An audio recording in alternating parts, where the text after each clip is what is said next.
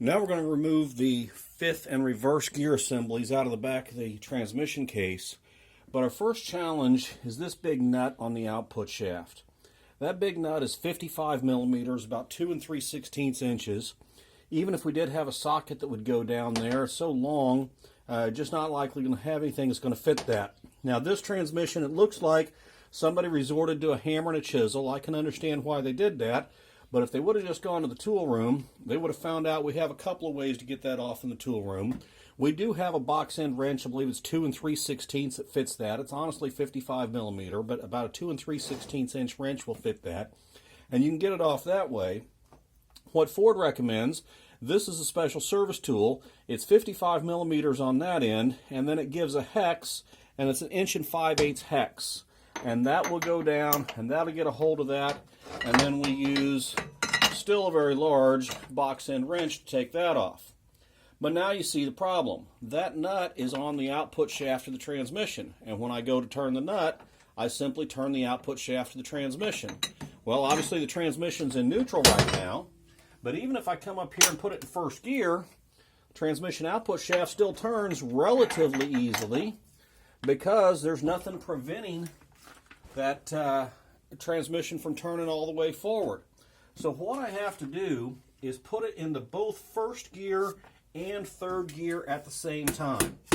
Now, I'm having to persuade it a little bit, as you can see, get everything lined up just right, and get it to lock into both first and third gear simultaneously. And what that does is it will lock the entire gear train. If I get it into third gear first. There's third gear. Now see if I can get it into first gear. There we go. So normally the shifter assembly would prevent me from being able to get it into first and third gear at the same time, but when I do that, now the transmission is completely locked. The transmission will not turn at all. And so I should be able to get a hold of this big socket with my 1 5/8 wrench and a little bit of persuasion, and broke that nut loose. Now that nut was probably not as tight as it would have been from the factory. Whoever put this transmission back together the last time in the lab, I don't think had it fully torqued, but that removes that nut off the extension housing, or off the main shaft.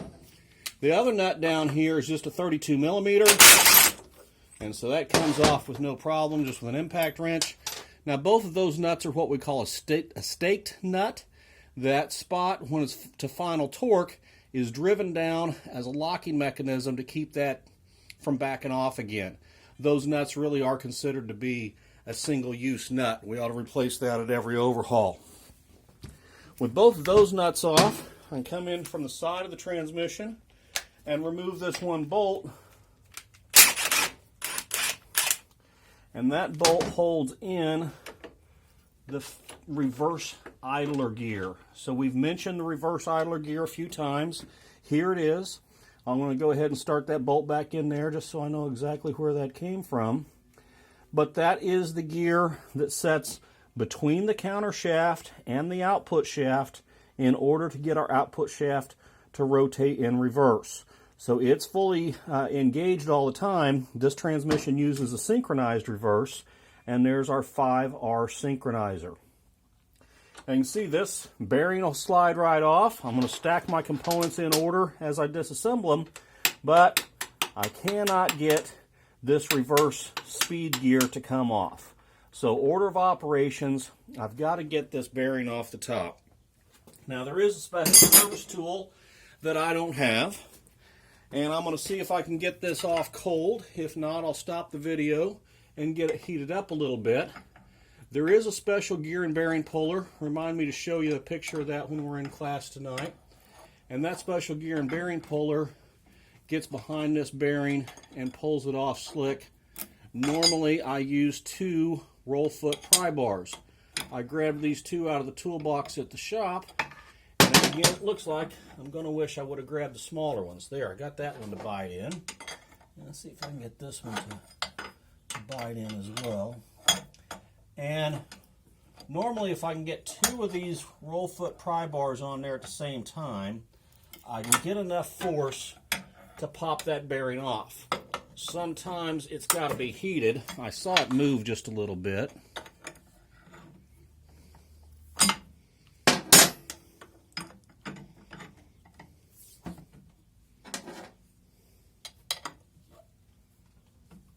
All right, let's see if we get lucky.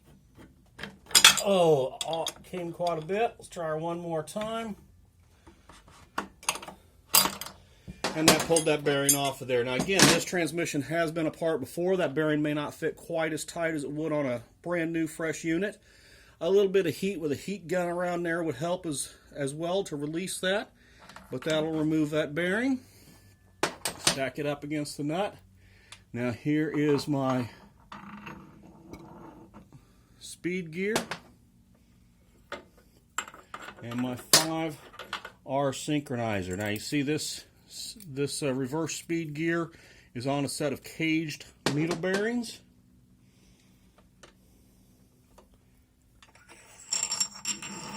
And a sleeve. And now I'm going to need to remove this lever in order for this fork to come out freely, I believe. Oh, it did slide off. Some ball bearings dropped. Going to have to see where that came from.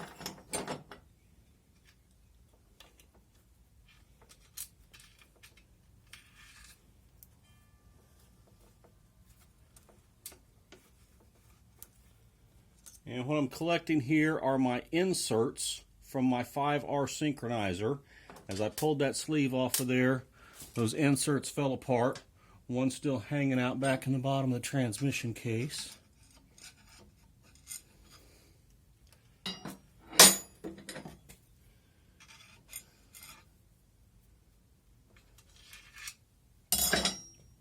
All right, there's all three of those inserts. Now, I do see a part. Ah, there it is. I thought I had a missing component. This is a part a lot of people don't understand. The engineers come up with some very creative ways to retain some of the pieces in this transmission. And this collar splines on to the counter shaft there. And there, it's fully seated up against this synchronizer hub. When this collar pulls off, it allows these two crescent washers to come out. When those two crescent-shaped washers come out, then that synchronizer hub will slide free. So this in this transmission is the only synchronizer hub hooked to the counter shaft. The 1, 2, and 3, 4 synchronizer hubs are connected to the main shaft. But we see how the hub is splined to its appropriate shaft. The sleeve rides upon the hub, and the sleeve connects to the appropriate speed gears. But all that has to be properly retained and oriented in order to be expected to work correctly. And those little washers are some washers I've seen people struggle with understanding how that was laid in there. And now here is our 5th gear assembly. The largest gear on my counter shaft, driving the smallest gear on my output shaft. That's going to be my 5th gear assembly. There's the blocker ring. We can see how the blocker ring is riding on that conical surface of the speed gear. It's free to rotate, but with just a little bit of pressure applied by the collar, it locks onto there and wants to force it to turn at the same speed. Some split caged needle bearings inside the 5th gear.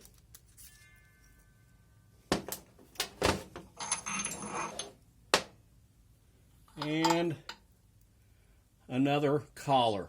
And another ball bearing. We can see right there the little recess that ball bearing. So this collar is not actually splined onto that shaft, but once it's engaged over that ball bearing, that serves as its spline. Alright, and the ball bearing that dropped out, I didn't quite remove this fork in the appropriate order. That is the detent ball. This rail has 3 detents for neutral, 5th, and reverse. And so that detent ball came from that shift fork. And we'll get that reassembled on reassembly.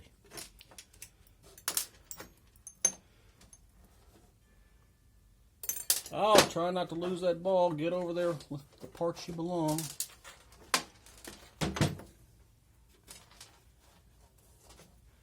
There we go. All right, not quite as smooth as I had hoped, but I did get my fifth and reverse assembly disassembled. Now, before I go any further, I'm going to get some wire, and I'm going to wire all these sub-assemblies up to keep everything in just the correct orientation and in just the correct order. So now, next thing will be into the main gearbox to get first through fourth disassembled.